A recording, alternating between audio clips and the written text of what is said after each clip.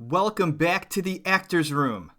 My name's Jeff Tarowski, and this week we continue talking about the documentary put out by Netflix called Amanda Knox. This is part 2. Hope you enjoyed last week's episode. And sorry for the long delay to get the second one out. So sit back, try to relax, pour yourself that beverage of choice. For me tonight, I might do some wine. Red wine for me and my wife if she wants to. I hope you enjoy the show.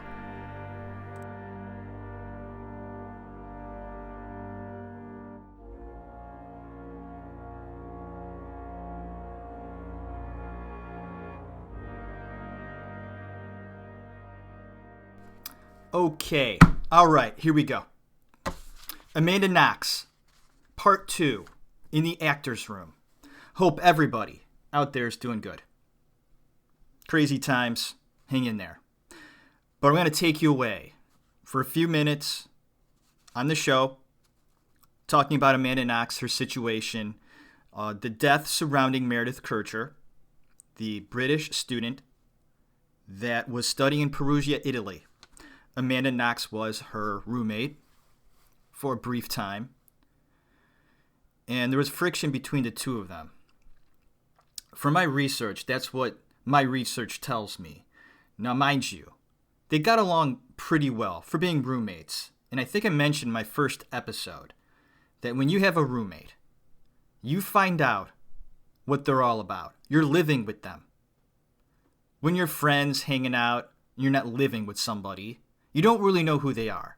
Well, you find out exactly who they are once you start sharing the same rooms, sharing rent, sharing chores, doing things around the house you feel are necessary to uphold your residence, whether it's throwing out the garbage or just cleaning up your general area. These are all things that are important. They're important to me. When I had roommates, I felt the same way. Meredith, well, she frowned upon some of the things that Amanda would do in the apartment. For instance, just cleaning up after herself. The fact that she would bring home men. Although that may not seem like a big deal to some people, it is for others. And you have to respect your roommates. Now, I'm not saying Meredith hated Amanda. I'm not saying that at all. I'm just saying there may have been friction there. And from my research, that's exactly what I found out. Friction. And this is normal behavior. You're going to have friction among roommates. But I want to get back to talking about Amanda's behavior. Her behavior right after her roommate dies. Meredith, her roommate, murdered in cold blood. And moments later, smooching outside the apartment with her boyfriend. I disapprove. What do you feel about that? Does it affect you at all, seeing them kissing the way they did? The fact that hours later, they were seen about town, smooching it up again, buying lingerie, and the people at the store saying they were giggling and talking about how their sex was going to be just freaking amazing that night. Your roommate just died in a very, very bizarre way. It's not like she overdosed on pills, right? You know, some kids that college party, I mean, they get wasted to the point they die of alcohol poisoning. Just weird shit that happens when you're drunk. Kids partying and whatnot. These things happen. It's rare, but it happens. This is completely different. Amanda's roommate, Meredith, was murdered. Let me say that again. Her roommate was murdered with a knife in their apartment where Amanda lived.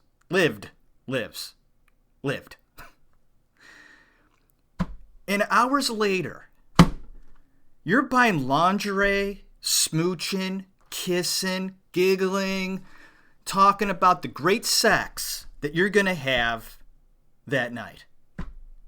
The night after your roommate was murdered. These are fun times.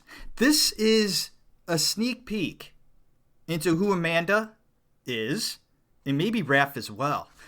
Did Raph play a part in what happened to Meredith? And I'm going to reiterate what I've said before. I don't know if Amanda and Raph are guilty. I don't. And I'm not going to make that call where I feel strong enough, because the people who really know, Raph, Amanda, Meredith, and Rudy, okay, they're the only ones that know for sure. Unless there are other people there that night. But those of us on the outside, even Amanda's parents, for Christ's sake, they don't know for sure. They weren't there. Those of us looking from the outside, studying the case, looking at facts, looking at opinions, behaviors, we don't know 100%.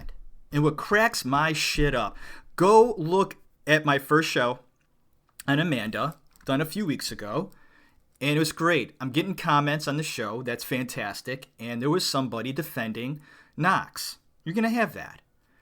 And they brought up some valid points, things that were in court documents and things that cannot be proven 100%. And I get that. And then I brought up some points of my own. The fact that I don't know for sure. And then you shouldn't either. Okay? The person throwing these comments at me, telling me, Amanda is innocent, and this backs it up. Read it. It's in the comments section. And I replied, okay. And I gave a few comments of my own saying, I don't know for sure. I can't say Amanda's guilty. So I'm reaching out to you, and it should also come across from your perspective that you don't know for sure 100%. Are you willing to say that? And they couldn't say it. Like he or she knows 100% that Amanda is innocent. He can't say that, or she can't say that. Whoever posted that comment. They refused to admit the fact that they didn't know 100%. I know I don't have the answers for this situation. Nobody but a select few do know for sure. The cops had a pretty good idea who did it. The courts had a pretty good idea who did it. And there's evidence pointing towards a few people. You know what I mean? Okay. We're going to dive into this, the behavior. Got away from that, but Amanda's behavior, the smooching, kissing, okay. Buying lingerie, frowned upon. For me, it is. And then I found that Amanda was at the police station with all the other roommates waiting to be questioned after the murder. Sorry.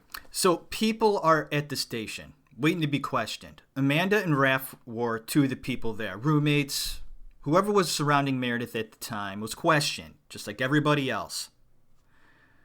Roommates, friends, and family of Meredith were sad, crying, questioning what happened, trying to make sense of everything, talking amongst themselves at the station.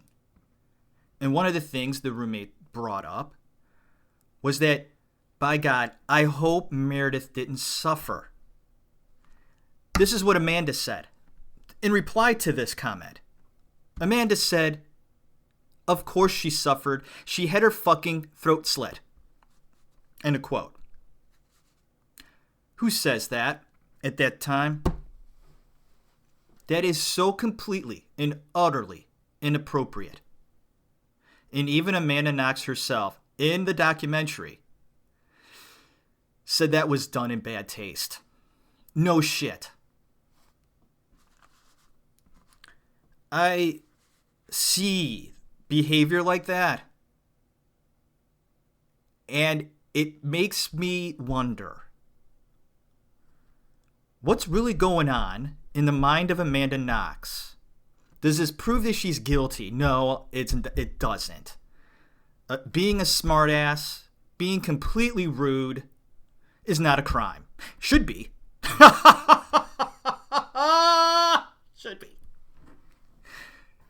Should be. Like, there should be a law that says if somebody does something completely stupid or says something completely inappropriate and the majority of the people around them agree, then it should be legal to smack them right across the face.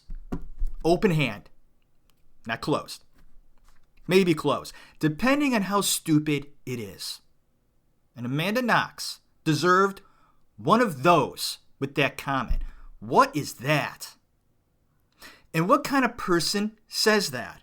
And if she's not guilty, what the hell? Somebody needed to teach that young woman some manners. So what does that say? What does that do for you? Somebody who doesn't really know. They're on the fence with Amanda. Like, oh, there's evidence in all this behavior and all these things against her. And I get it. And yeah, but, I look at other things like the Rudy Guede situation and that it's probable that it was just him because there's really not enough evidence for me that Amanda and Raph were in the apartment. So yeah, I'm on the fence. I could go either way. I lean more towards her guilt, but I can't say 100%. That's where I'm at. And if that's where you're at, and you hear things like that, and you go, what? Okay, moving on. There was some questioning done by the cops towards Raphael Solecito, and that is, of course, Amanda's boyfriend. They had some questions for him. They wanted to question him further. So they called him up, said, Raph? I'm sure they called him Raph too. They said, Raph. Raph S. We got a few extra questions for you. As soon as you can, please come down to the station. Thank you. Raph said, fine. I am eating dinner with a group of friends at the moment, and I believe it was around, 8 in the evening. And Raph said, I will be at the police station. I'll drop by after my dinner. Wow. Mr. Solecito. If the cops called me and said, hey, Jeff, we need you down at the station ASAP. We need to ask you a few questions. And I was in the middle of dinner. I would stop what I was doing, eating, and go there immediately because my appetite would probably be gone at that point. And I would want to get that situation, whatever the cops want to know. Okay? I'm going to go there as soon as possible. Cops say as soon as possible. That's going to be, the way to do it. Raph doesn't do that. He finishes his meal, takes his time, and gets to the station. It's lovely that he actually went there that evening and didn't go there the next day. I'm sorry. If I'm sounding really sarcastic about this, okay, it's for a reason. They seem very lackadaisical to me. Like, I'm talking about Amanda and Raph. Just, whatever. Amanda and I were in the middle of dinner, and we'll be there when we're done, and then we're going to have some after dinner drinks and chuckle a few, and then we'll stop by the station because, I mean, you're wasting people's time here. There just seems to me that their reactions, their behavior speaks volumes negatively towards them here. It just does to me. And I'm dissecting this behavior and trying to have it make sense to me. And hopefully the audience, those of you who are on the fence about this, okay, get something out of it. I hope you do. And entertained as well. I try to do that, try to have a little fun with this. I listen to other podcasts, they're just so serious. And yes, and others actually are too out there. Like this one podcast, they do true crime. And for some reason, I can't spit out true crime sometimes. But anyways, there's this one podcast, and they do true crime. And that's the basis of their show. And it's a man and a woman. They constantly laugh at almost everything. And they're actually not that bad with their information and whatnot. They do good research. But I can't stand it. Constant laughter. They're hilarious. They just break each other up constantly.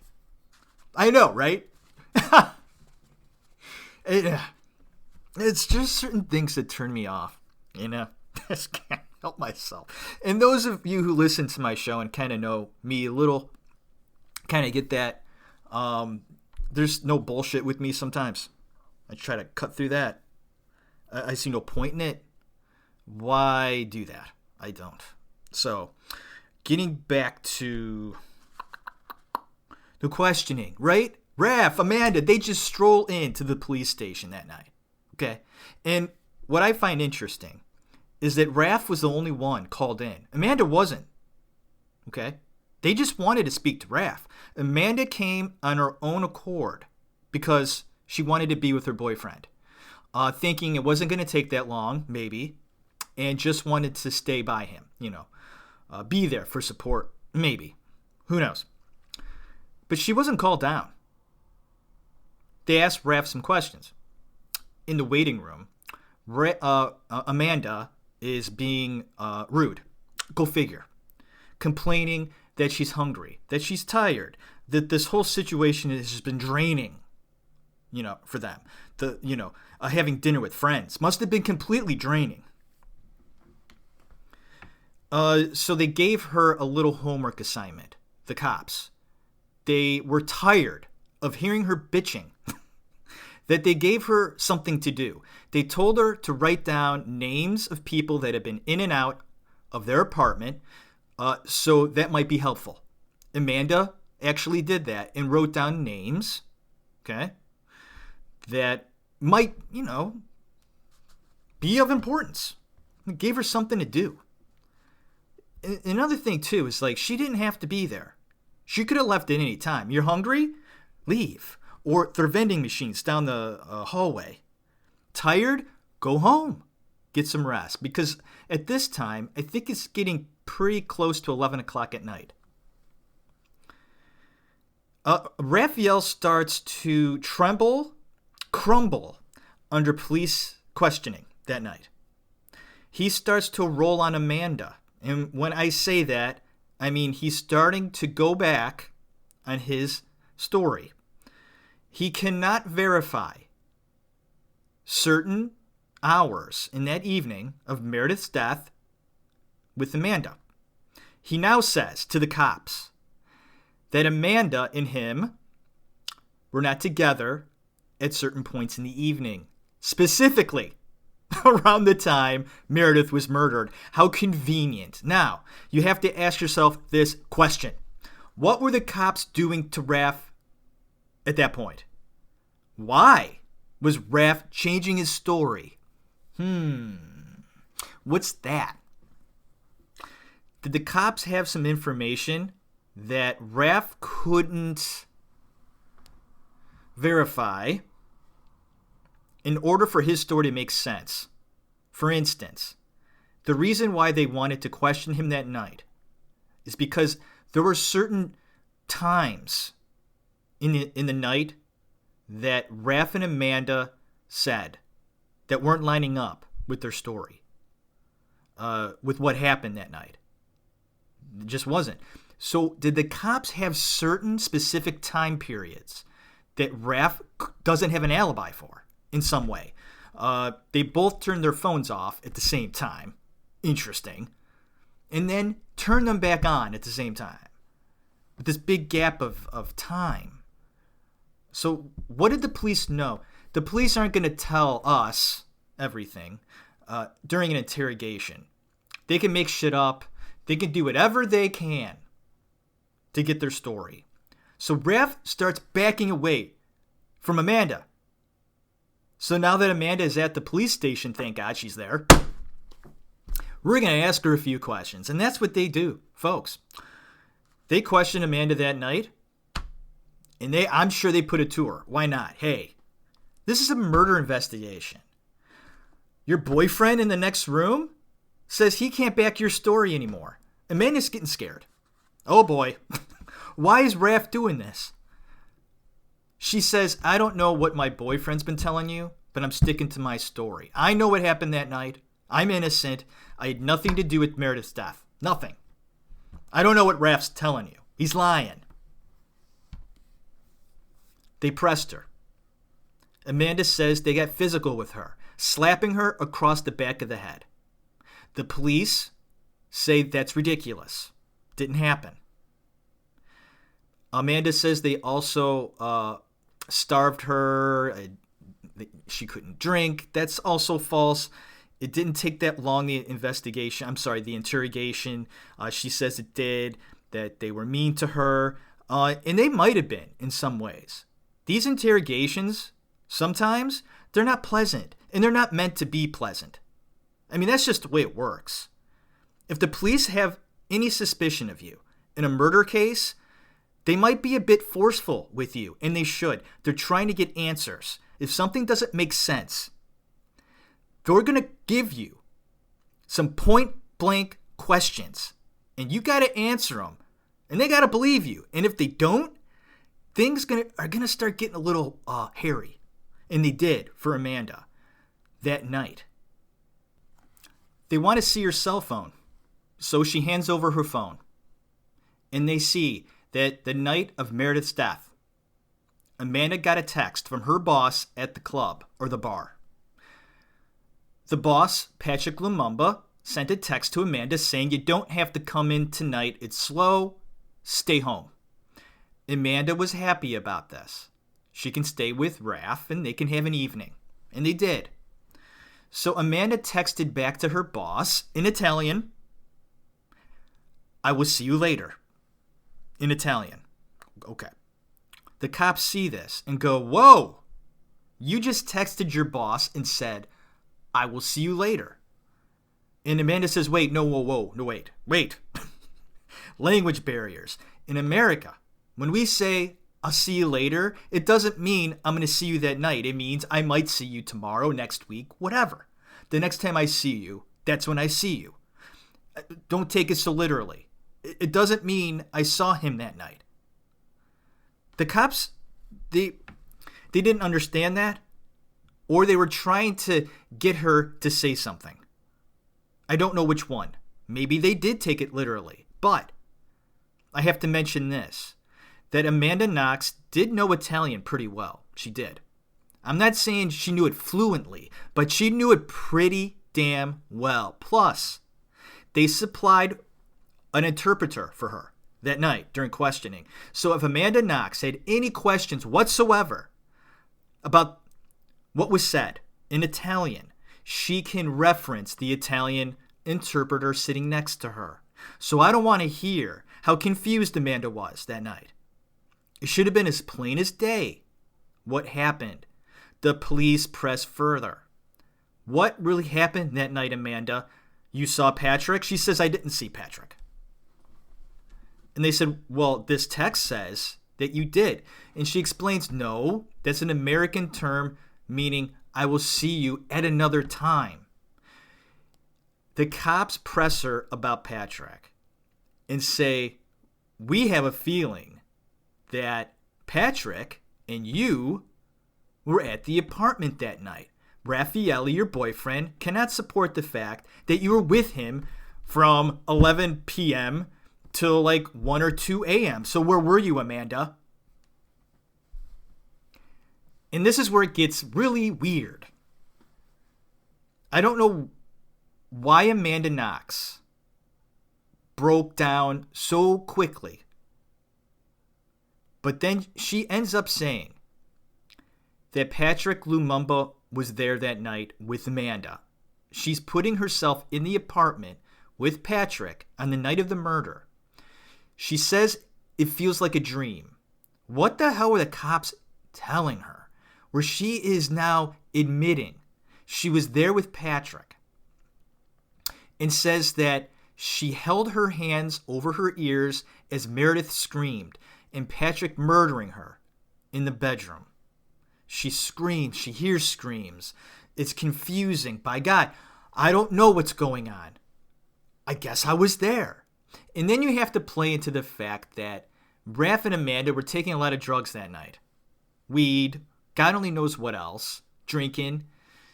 Was she confused that, oh, maybe I took so much drugs, I don't know where I was? It's a very confusing situation here, but you can't take away from the simple fact she's blaming her boss for this, right? I don't care what the cops told you. Oh, Patrick was there. You were there. What happened? I guess Patrick killed her, right? Okay. What? Oh, no. If I knew that my boss didn't kill Meredith, I sure as hell wouldn't go, okay, yeah, you're right. He did it. So what do? The cops, they're happy, right? They got their guy. Patrick Lumumba, the boss, is arrested immediately and put into jail. Amanda the next day's writing letters. By God, I don't know what's going on. I'm scared. I'm confused. I don't know what happened. Blah, blah, blah, blah, blah, right? And poor Patrick Lumumba sits in jail. Forget this, 3 weeks. Amanda Knox allowed her boss, an innocent man, to sit in jail for around 3 weeks. Who does that? There was an eyewitness that finally came out to clear Lumumba, a witness at the bar. And I believe there was 3 witnesses, actually, that told police Patrick was at the bar. He has an alibi. Get his ass out of jail. And they did. How long would Patrick Lumumba be sitting in jail if those witnesses didn't come forward? Amanda sure was not recanting her story. Mind you, she's writing letters of how confused she was. Doesn't do that. It doesn't do that much for me here. She would have let that. Would she have let Patrick Lumumba take the rap for this? If Patrick Lumumba didn't have those witnesses, would Amanda Knox have had Patrick Lumumba take the rap for that murder? Thank God Patrick had an alibi. This speaks volumes to me right there. Even if she's innocent. What a piece of shit. Man. All right, I'm going to look down at my notes here. All right. Yeah, I mentioned that Knox bought the lingerie. That's a classy move. Got that. All right. So we're moving on. Okay. And I thought I mentioned this in the first part. Maybe I didn't. Okay. Now that they got Amanda in jail, I mean, she's very suspicious, of course, and she was at the crime scene of the murder, so yeah, they have her in jail. The police do this, and I call this the HIV positive tactic. This is messed up stuff. I guess the police department of Perugia, Italy, felt it would be a great idea to tell Amanda Knox that she tested positive for HIV. And mind you, when you're sent away to jail, they do tests on you. They take blood tests, they do all sorts of physicals, all that stuff.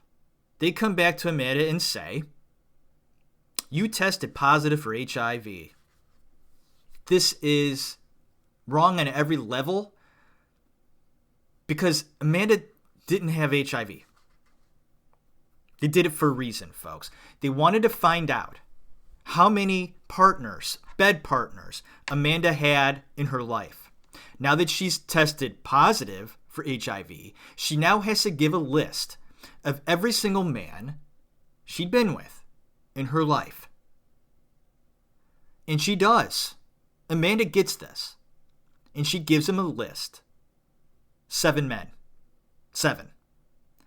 The police, this tactic kind of backfired on them. 7, not that much. They were expecting a bigger number, like a ridiculous number, like 45 guys. Maybe a couple of girls in there. Who knows? They were looking for anything and everything to paint Amanda in a bad way. And cops can do this. They can. They can flat out lie to you, to your face, during an interrogation. Tell you, we just got information that your mom passed away moments ago. How do you feel about that? And as you're crying, my God, I can't believe this. What? They could say, we were kidding. Your mom's not dead. We just wanted to see your reaction about that. Folks, they can flat out do that and get away with it with no repercussion. Messed up stuff, but that's just the way the world is with cops. That one backfired on them. The HIV positive tactic.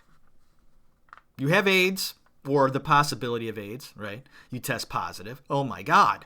I wonder how long. I wonder how long they let her sit on that. Think about it. If it's not true, telling somebody that you might have AIDS, or you do have AIDS, right? And how long did they let her stew on that? Was it a couple hours? Was it a couple of days? I mean, fucking assholes, man. Very scary stuff, man. Very scary. And I have a weird obsession with like prison movies and just like prison life. Like I watch docs and shows and movies about that stuff. Like I find it fascinating, the whole prison structure. What really goes on behind bars. You know, there's all that talk about, for guys, like, the homosexual thing. Like if you're put away, like the first thing is, you become someone's bitch. Or, stuff like that scared the fuck out of me. Like, there's no way in hell I would put myself in a position to be arrested and possibly go to jail or prison. Stuff, I don't know. Things that I don't know about, right? Fascinate me. That I just don't know firsthand. And read about, learn about. Whether Amanda is guilty or not, your heart has to go out to her when you hear something like that. Because that is completely messed up. And this also is messed up. Amanda's diary was released. I guess Amanda kept a diary in prison about what was going on. I mean, what else is she going to do, right? She's pouring her heart on paper. Saying how confused she is, how scared she is. She just wants to go home. And other personal things. Well, some fucking asshole got a hold of her diary in prison and released it to the press. And let's bring up Nick Pisa, the journalist, again, because he's part of the press. He was questioned about that because he was the one that got the diary. And in the doc, they asked him, Nick, how did you get that diary? What's your source? And Nick simply says, I don't reveal my sources. Oh, really? How proud you must be of that. This just bona fide A1, just top of the line journalist. Full of integrity. I don't reveal my sources. Oh, those great sources that you had at the very beginning of the case that you just flung around at a whim. Freaking press, man. A sneak peek. And all you out there probably know what I'm talking about with the press. And if you don't, wake up. I don't believe much what the press tells me. Not much at all. It's a bunch of garbage. It's ratings, opinions, and their sources, for the most part, suck. There's agendas out there, people. You know it. I know it. Moving on. They found a knife in Raph's kitchen, Raphael Sollecito. This knife had Amanda Knox's DNA on the handle and Meredith's DNA on the tip. Did you hear me? Let's repeat that. The cops found a knife in Raph's kitchen. Now, mind you, the DNA on this knife was very small, but I don't give a shit. This is super important. They found Amanda Knox's DNA on the handle of the knife, and then they found Kercher's DNA on the tip.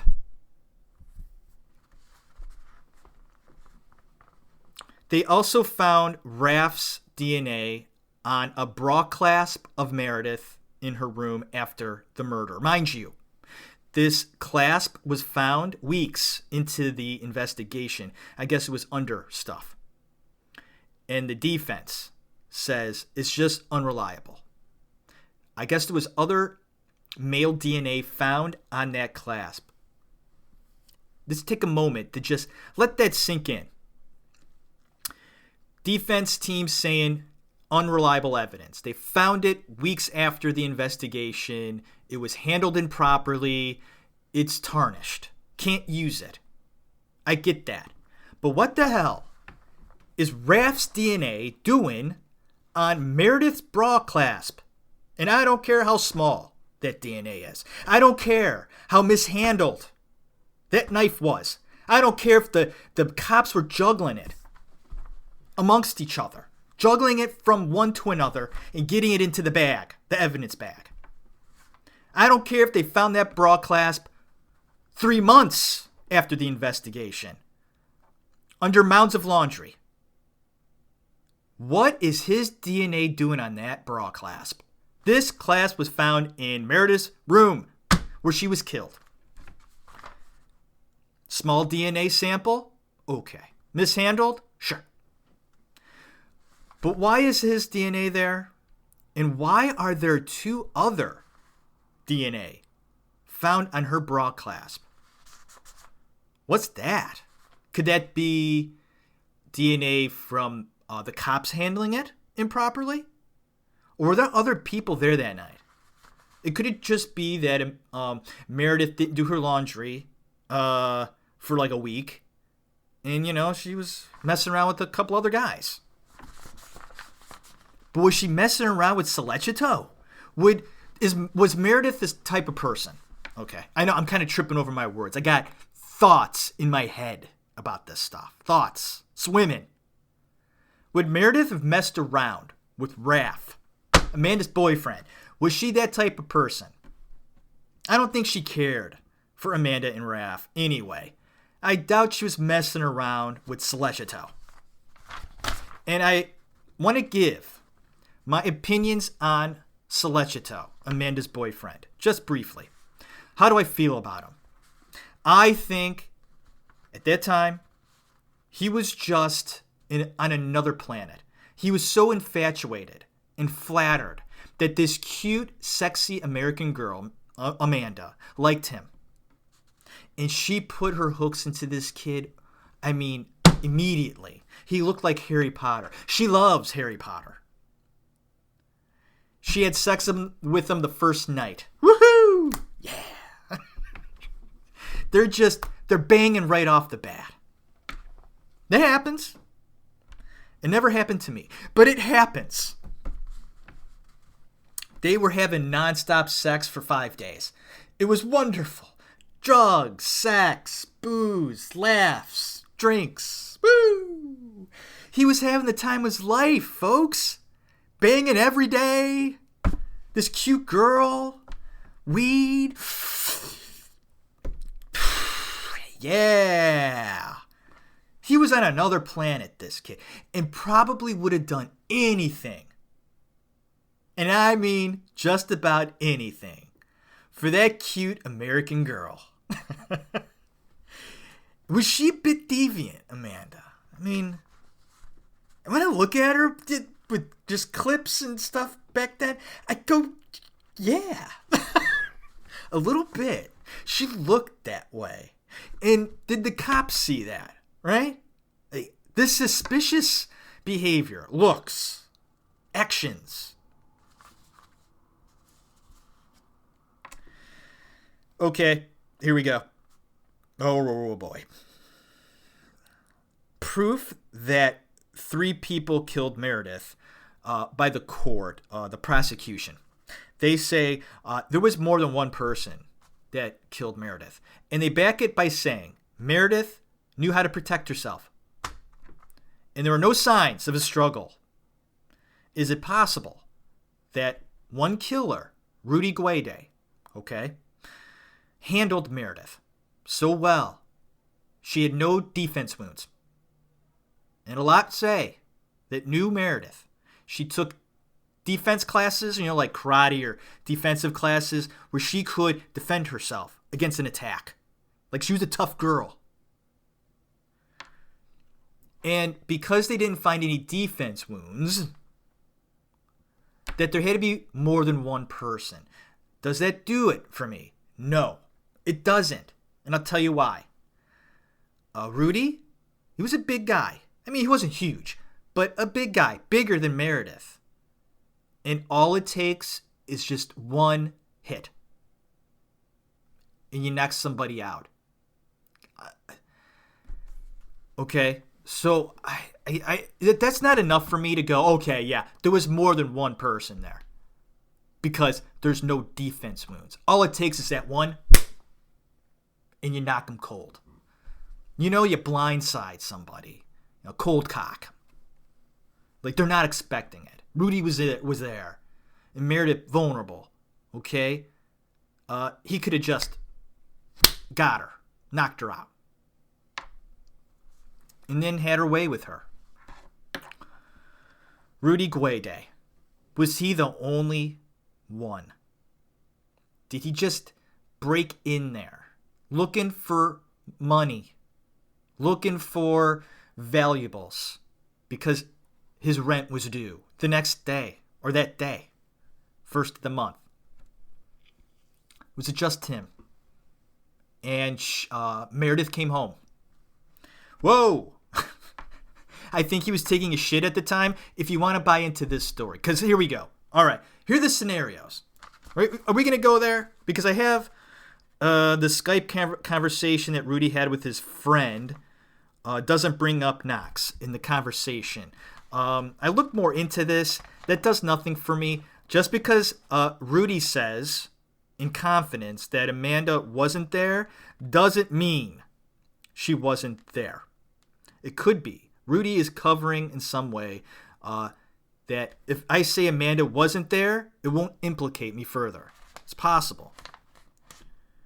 And leaving the shit in the toilet. All right, so yeah. Okay, so let's get into the scenarios then, because I'm looking down on my notes. Raph still felt for her. Oh, this is getting okay later. Okay, all right. The scenarios. Let's do it. Let's lay it out. What happened that night? What could have happened that night? And what do the scenarios look like? One by one. We're going to give you a few scenarios. What I think might have happened that night. We're going to start off with Magnini, the cop, what he feels happened that night. And I hope I didn't go over this yet. I don't think I did. I don't think so. I really don't. What does he think happened? This is what he thinks. And this is the cop, Magnini. The one that has it out for Amanda and Raph. He thinks Meredith came home that night by herself and came upon Amanda, Raph, and Rudy partying, right? Just drinking, smoking, having a good time on the night, right?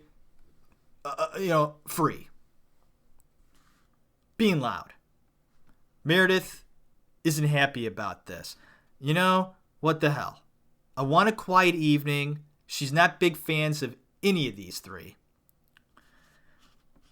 And tells them to keep it down.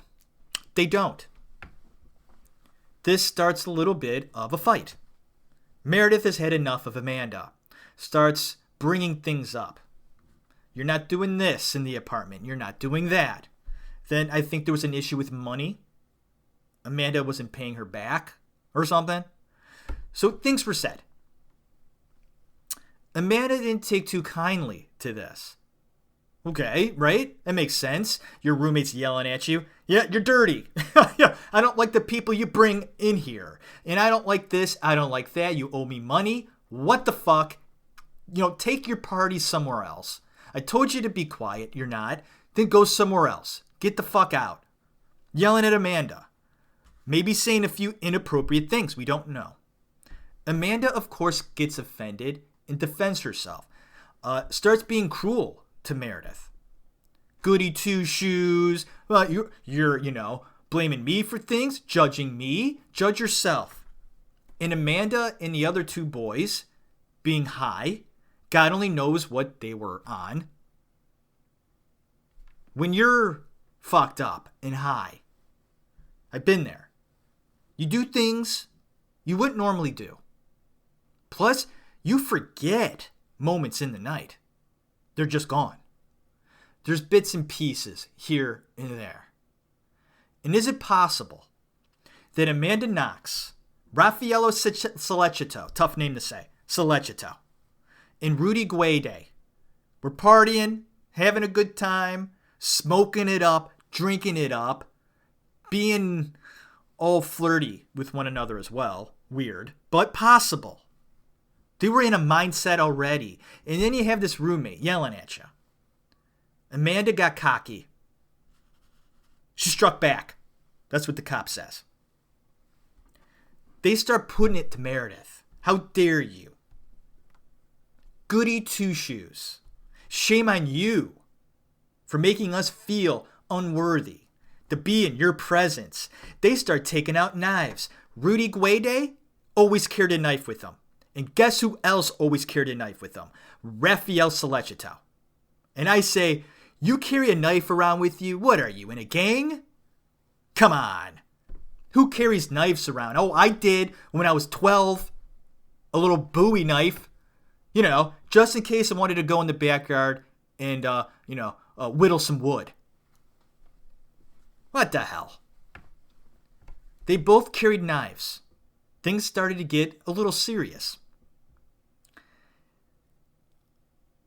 This is what they found on Meredith during the autopsy.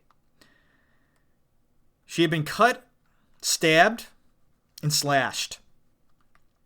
And one of the most notable things that I found was on her neck. She had traces of nicks. Nicks.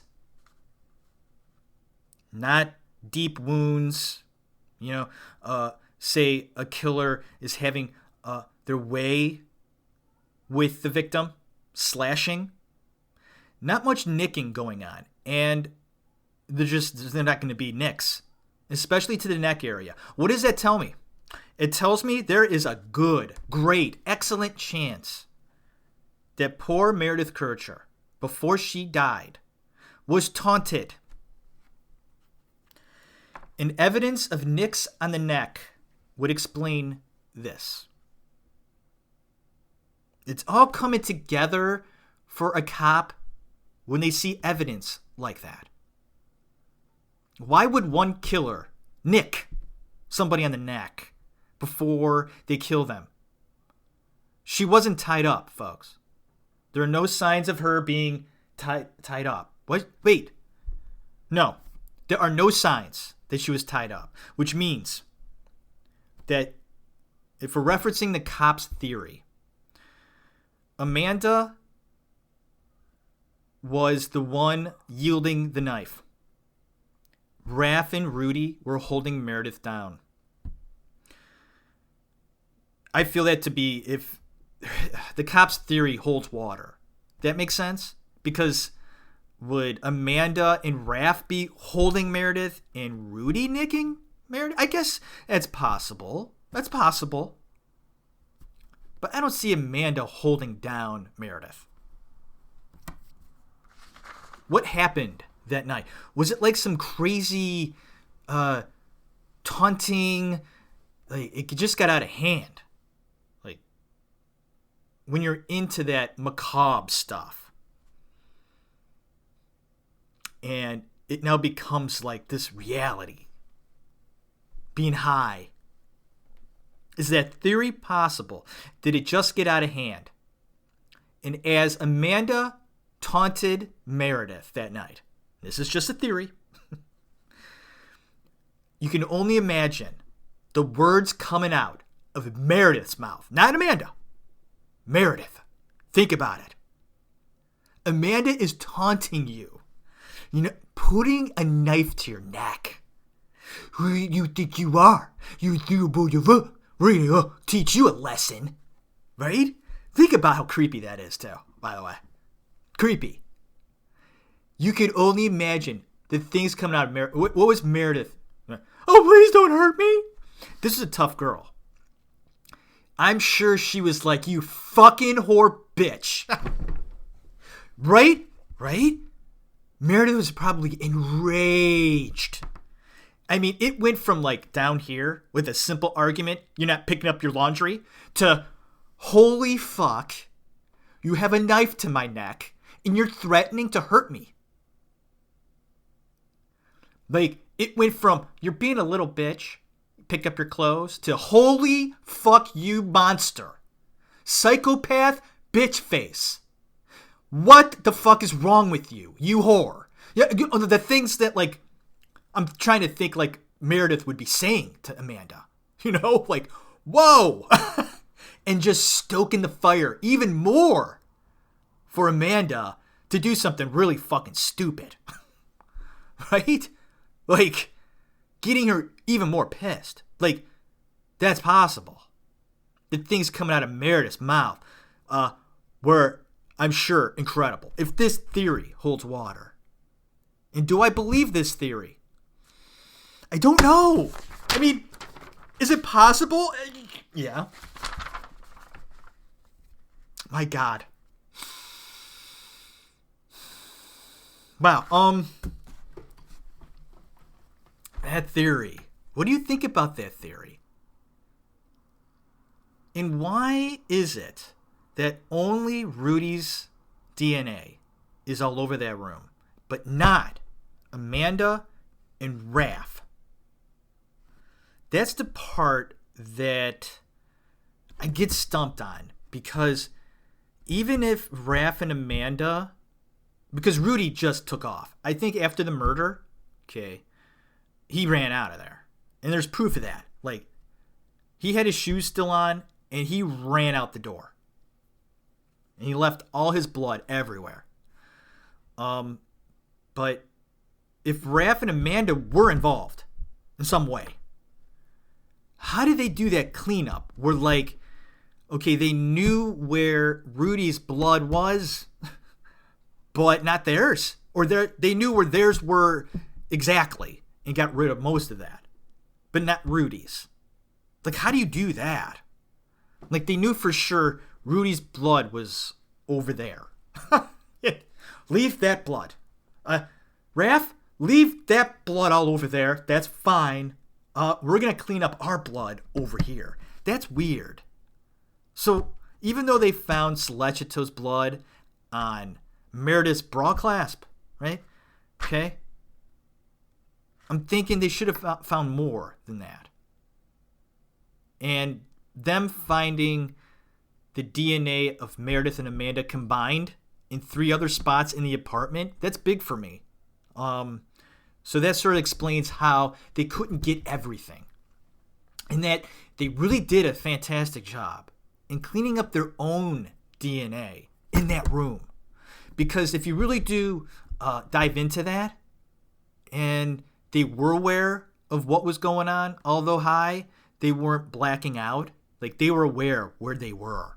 Where Amanda and Raph knew exactly where they were in that room. And I guess there was a lamp found under Meredith's bed. The cops found a lamp that didn't belong in Meredith's room. It was Amanda's lamp. What was Amanda's lamp doing under Meredith's bed at the crime scene? And some say Amanda went into her room after the murder, got her lamp to help in the cleanup so they could see better. folks. I know. Weird stuff. Weird stuff. So that's the one scenario. Okay. Right. Here's another one. And this is the just Rudy scenario. Because you have to explain the break-in. Could it have been faked, the break-in? Yes. Could have. But Rudy Guede was known to burglarize and break into apartments, second stories. Like, he could get into that. And this is what he did, if this theory is correct. That Rudy alone, rent due, shit due, needs money, and just needs stuff. He would break into stuff. He would. And he did, if this theory is correct. Gets in there, feels that he has time. For some reason knows. The apartment, nobody's there. This is a great time for me to go in there, take my time, find some stuff, and get out. So he's in the apartment. He gets in, taking his time, putting things in his pocket. Maybe he didn't even steal anything yet. He's in there and realizes the kebab I had earlier that day, a meal he had earlier that day, a kebab, starts messing with him in his belly. Oh, shit. We've all been there. I got to take a shit. He has to take a shit. Hasn't even taken anything yet. He will, though, when he's done relieving himself. Goes into the bathroom and starts, taking care of business. Oh. And, sometimes, especially if you're not feeling well, it takes a little while to, feel better. And him thinking, I have all this time, nobody's here tonight, I'm going to take that chance and relieve myself. Wow, what a call to make. In middle of said shit, Meredith comes home. He's like, oh no. He's pretty much done with this shit. He says he was sitting down for about 10 minutes. Okay, could buy that. And Meredith walks in. What's he going to do, right? She's in. He's in the bathroom, probably reeking up the place. Probably stunk in there, man. Gets up, doesn't flush, doesn't want to give himself away that badly. And, of course, Meredith catches him there. And then Rudy, in being caught, right? Oh, shit. Instead of saying, oh, boy, I'm sorry, I broke in. I'm just going to fucking leave and run out the door. He thinks it's a better idea to kill Meredith for breaking and entering. Is that the story? That's one of them? That makes sense? It's simple. But how likely is that? He would go from trying to steal something to murdering Meredith. Now, I think that Rudy did have a thing for her sexually. Okay. And I find it strange that he would try to make a move on her after trying to rob her. That doesn't make sense. So we go to the other theory, the next theory of just Rudy. His story. That he and Meredith had a thing going on. A couple days before that, they shared a kiss. They set up a date. He came over. They talk. They neck. They mess around. They don't have sex because they don't have a condom. Okay. There was just some oral pleasure, and they both decide no sex, no condom. Okay. His kebab that he had earlier that day starts messing with him at that time. Gets up, excuses himself. Meredith, I have to shit. Give me a few minutes. Goes into the bathroom, takes a shit in the middle of his 10-minute shit. Somebody comes in and murders Meredith. He hears screams from his loud music. Gets scared. What's that? Doesn't flush toilet. He's scared. Gets up. Runs to the next room. Sees a silhouette of somebody. A man. Okay? Murdering Meredith. Getting up. Leaving. Whoa! She's dead. And now he's scared. and tries to help Meredith, getting her blankets, things like that. Stop bleeding. I'm trying to help her, hugging her, holding her, rooting for her, gets scared himself. Oh my God, I have to get the fuck out of here, and leaves for Germany. That's his story. How possible is that story?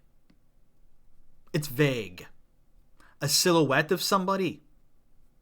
Sounds like he's covering up something to me. If that story is true in any way,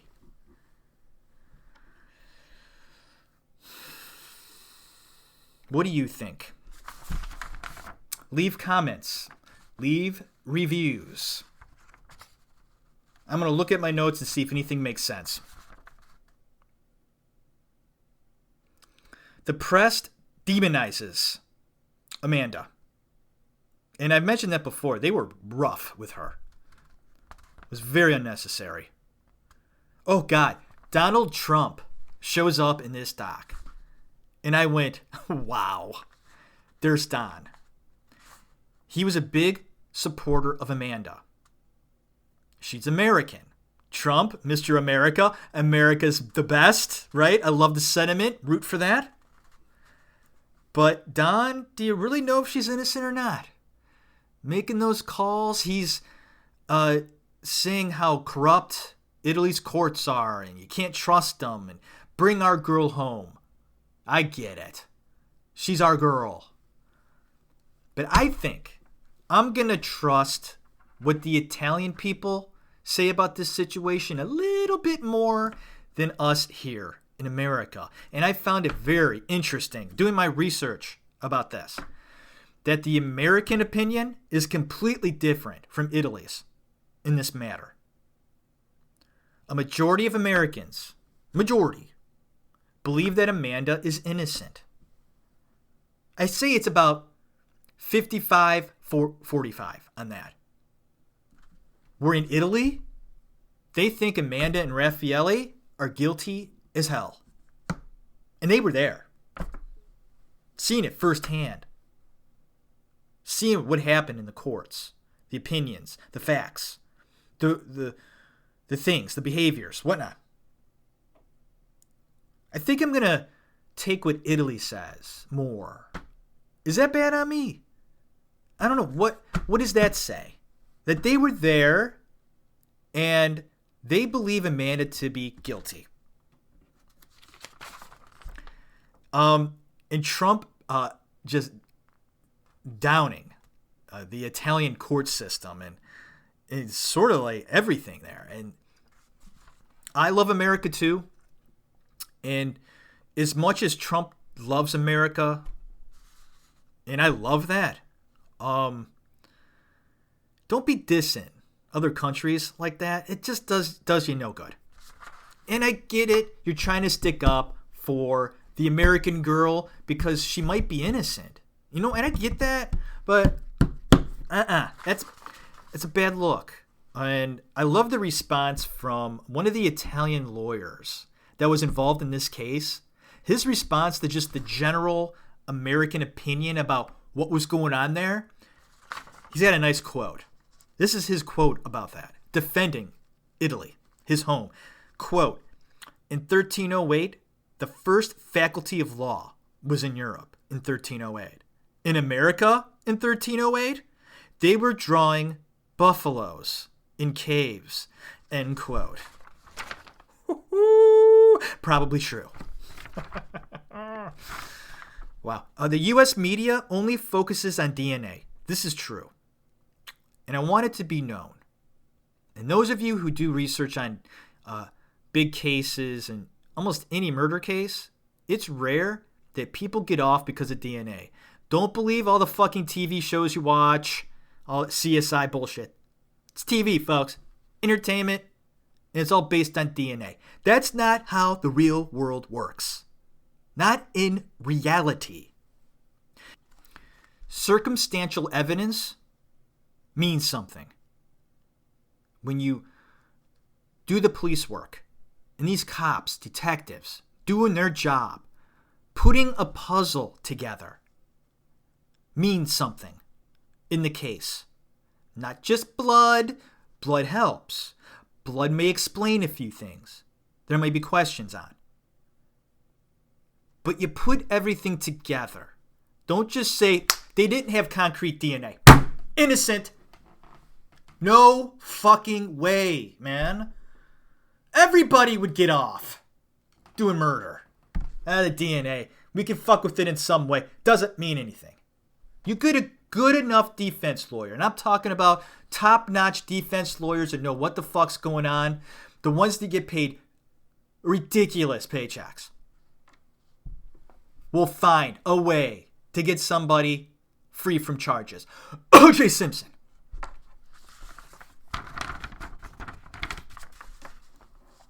Don't be fooled by this whole, the DNA evidence wasn't strong enough. Fuck that.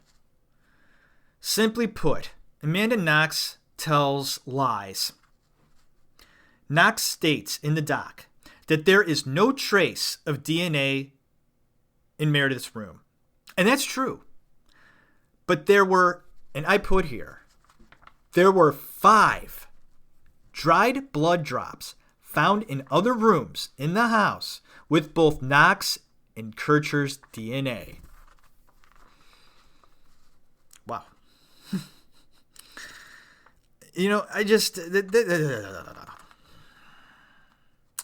Knox pleads to the audience in the doc that we're judging her. Yeah, we are. But we're judging her by the way she acts and her eyes. And Amanda, I am judging you on how you act and your eyes. That says a lot. It says a lot. Was it a burglary gone wrong? Was Rudy the only one? 4 years after the murder, there's an appeal decision. Knox and Raff are released. More DNA evidence, but it's insufficient. It's just too small. And I say, too bad. It's DNA evidence. I don't care how small it is. Man, I don't know how they could spin that. How do they do that? It's just way too small. But there is DNA evidence there. It's too small. It's too small? It's tiny. Teeny little evidence. We need a puddle of blood. Not just a little bit. I don't know how all this stuff it works. The court acknowledges Knox and Raff were present during the murders. But not enough evidence. Folks, let me say that again as we wrap up this episode. We're over an hour. Thank you for hanging in there with me. I hope you're entertained and learned something. But let me state that one more time. And the person who left me that comment the other day on my last show, defending Knox, I get it. That's the way you feel. And I'm not dogging you for that. But how do you explain this? Give a comment on this. Because I still don't know either way. I'm just stating what I found out. Get this. The fucking court that Raff and Amanda were charged in and then officially released acknowledges Knox and Ep97 were present during the murders. The court acknowledges that. Holy balls of shit. I apologize for my language, but explain that one. Knox gives a press conference after her release, and it looks a little forced. I'm going to be honest with you. I really don't buy this girl at all. Ever. Forever. She does cry for herself when she feels bad for herself. She cries. That's about it. Raff does seem genuine to me in his press conference. And also, Raff does look genuine to me in interviews he gives, even recently. He actually doesn't seem like he's full of shit. So, if he was involved in some way, damn good liar. I mean, hey, there's good liars out there. They're called actors. Okay. What this says to me, if he was involved, is Raph doesn't remember much about that night. He was drinking and smoking and all that shit. I think he was high as a kite. And I think he likes the fact that he's treated like a celebrity. I think he likes it. Wow. Knox is now famous. It's true. And we don't know Amanda. You and I. Unless you're part of her family, friends, close friends. We don't know her. We have opinions of her. And in these opinions, they sway us here and there about what happened. And is that right? No, it's not. We shouldn't judge her guilt or innocence based solely on her behavior, based solely on her lies. People lie. There are people out there that lie for no good reason. They're called perpetual liars. It's true. Amanda talks to Raph on the phone after she finds out that everything, all the charges have been dropped, and that's it. That's the end. They're on the phone with one another in the dock, and she is ecstatic.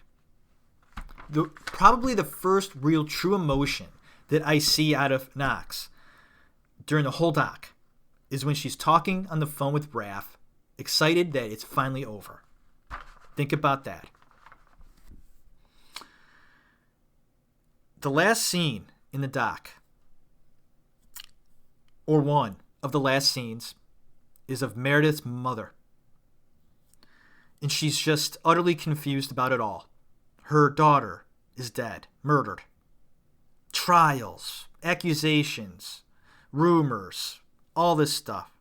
Nasty, nasty things. All the court appearances, the tears, the confusion, all those questions. And she's looking into the camera, just saddened and confused, and says, 2 convictions, 2 releases. It just doesn't make sense. And you're right, Mom. It doesn't. Was Amanda and Raph tried by the media? Because Nick Pizza tries to make himself feel better about putting out news without double checking his stories. Pfft. Boo fucking who? Don't feel sorry for Nick Pizza. Not at all. He made a name for himself about this whole thing, and he did it in a very dirty, disgusting way. Big time piece of slime, Nick Pizza.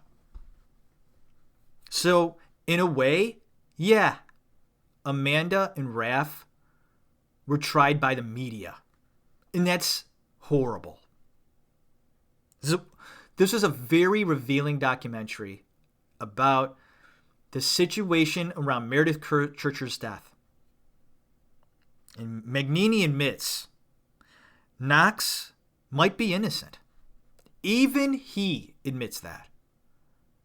Because he wasn't there. Now, he'll put money down saying that she's guilty, of course, because he believes that she is. But I find it interesting that Magnini himself, the evil person in this whole thing, right?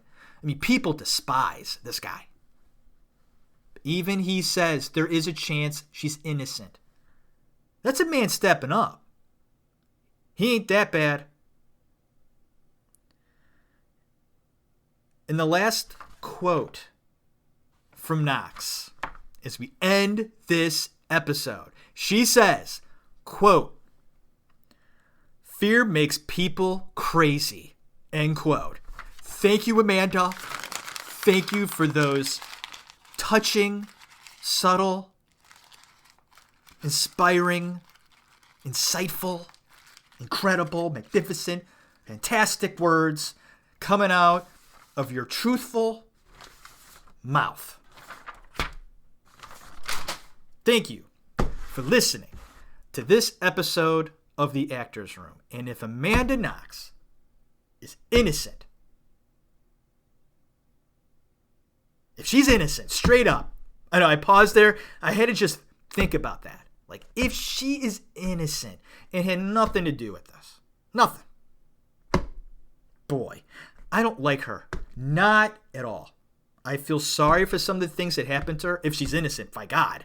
Of course. Being sent to prison? That's horrible. Of course. It's messed up. If you're sent to prison for something you didn't do. I mean, these things happen. Okay. Is it just horrible of me to say that I just don't care for her? I don't care how she reacted. I mean, she was so insensitive. Doesn't make her guilty, though. I'm very interested to hear your thoughts, concerns, opinions on what I said or what you feel. And thank you for hanging in there with me during this time. I hope you had fun. Or if not, you're interested. Or you're thinking to yourself, here we are, an hour and 15 minutes in. I'm still listening. What am I doing with my life? I've wasted an hour and 15 minutes of my day, my life. I learned nothing from this. God, I hope that's not true. I hope you learned something. My name's Jeff. In the middle of summer. And here we are. 2020. The year to remember. Or forget. God. We're going to get through this, look back, and go, boy, we got through it. It was ridiculous. It was sad. It was trying, confusing, very emotional. Things going on. I can't explain it. Can you? I hope you're doing all right. Those of you that are directly affected by not being able to work, where you're quarantined, or you're told you can't go out. I mean, is that where we're at, folks? I did the episode of acting school. I talk about my experiences there at acting school, what it meant to me, the people I met, how I was influenced. And at the end of the episode, this was right before shit went down here in America with Corona. And I said, settle. It's okay. It's a virus. It's a flu. It will do some damage. But so can other things as well. Like, there's things out there that can hurt you. Okay? There's a risk in everything you do. There's a risk in smoking cigarettes. I smoke cigarettes. I don't know. Not that much, but I smoke cigarettes. I'm taking a risk that in 20 years, I will have health issues because I smoke today. I get in a car. We traveled to Tennessee last week. On the highway, going 80 miles per hour. I'm taking a risk that some piece of shit is going to cut me off and we're in the median. There's a chance of something happening every single day of your life. But we go out and we take that chance, no matter how slim it is. Okay? That something might happen walking out your front door. But we live our life. There's a risk in everything. What are you going to do? Stay home. I don't see bodies piling up outside my door from coronavirus. I don't see hospitals overflowing with patients jumping out of windows because of coronavirus. If that was the case, where all of these people in a ridiculous rate or percentage are dying, like 5% of the population is dying from this virus. By God, shut my door, flying food from the window. I get it. I mean, 5%, that's a big number. If 5% of the people are dying from this thing, shit. It's not even close to that. It's a bad virus. I'm not saying it's not. Folks, that's right. It's risk. It affects older people with health issues, mostly. Okay? People with low deficiency, immune systems. They find it hard to fight this thing off. They're high risk. I get that. Those are the ones that should be hiding away if they want to. But they also have the right, as a person in a free society, to go to the store, to take that risk. The risk of us doing something every day. We could die. You could die tomorrow. You don't want to think about that, but it's true. We got to start living our lives again. Don't be afraid. Don't make them do that to you. It could be the press. It could be your next door neighbor. Spewing BS. We still don't know everything about this virus. I can't wait until this is all over. Sod. Are you done? We're all done. We're just spent. And thank you for hanging in there with me as I spew off. I'm sure there's only like 6 people still listening to me right now. It's my show. They got baseball back. It came back like 2 days ago. Major League Baseball. And of course these guys are being tested every day, I'm sure. All these guys. And of course a few of them are coming back positive. Showing like no signs of illness. That's what this thing is. They're really not affecting a lot of people. It's out there and it's going to run its course. So please, my whole point is, and I say this with passionate love for you, listening to my show, because every single person that listens to my show and listens to the whole show, I love you. I love you with passion, with love, affection. You have no idea. And I'm saying this with passionate affection and love to you. Stay sane. If you are sane about this whole thing, God bless you. You got through it, right? You get it. You understand the B-fucking-S. And you're okay. God bless you. But if you're not, and you're scared, I hope that you listen to this. Listen to my voice. Listen to me. It's okay. It's okay. Right? You're going to be fine. Listen to my show. Enjoy it. Learn something. Get entertained. Whatever it is that you get out of this show. I hope it helps your day. I hope it helps you in this hour and 22-minute show in the actor's room. Yeah, baby. My voice. I should have water here. Okay. My next show hopefully will be in 2 weeks. I have somebody in mind I want to do. An actor. No, not an actor. I'm not going to say. I have someone in mind. And if I don't get to that person, I'm going to do a film. And then, by God, 100 episode coming up very soon. That will be about Marlon Brando. I've talked about him about 3 years ago. And I don't like my version 3 years ago. That was like the first shows I did. They're horrible. Folks, they're horrible. They're just bad shows. Okay. There's a lot of good information, but my delivery was so bad. I've gotten better at this, and I want certain aspects of Marlon Brando to come through.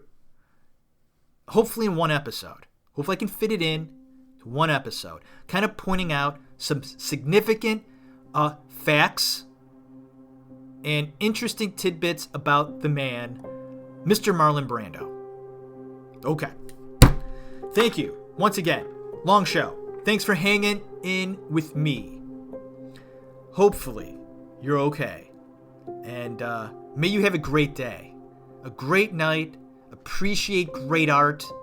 I have been for the past, 4 months. I enjoy great art. Seeing films, catching up on stuff, watching new shows. It's great. It's good for the soul. It's good for your mind. And also, don't forget, get some exercise. Take walks, right? With your significant other. By yourself. With your dog. Exercise. Keep the blood flowing. May you have a wonderful, wonderful night. God bless you. Have a good one.